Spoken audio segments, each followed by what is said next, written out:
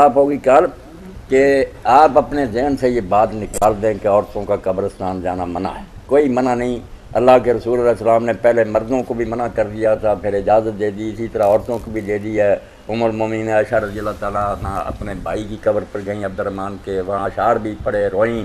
تو کوئی بات نہیں. لوگوں نے ان سے پوچھا بھی کہ آپ قبرستان کیوں گئی تھی، حضور نے منع فرمایا، تو انہوں نے کہا نہیں منع کیا تھا مگر بعد میں اجازت دے دی ہے. اور یہ بھی صحیح حدیث ہے مسلم شریف کی.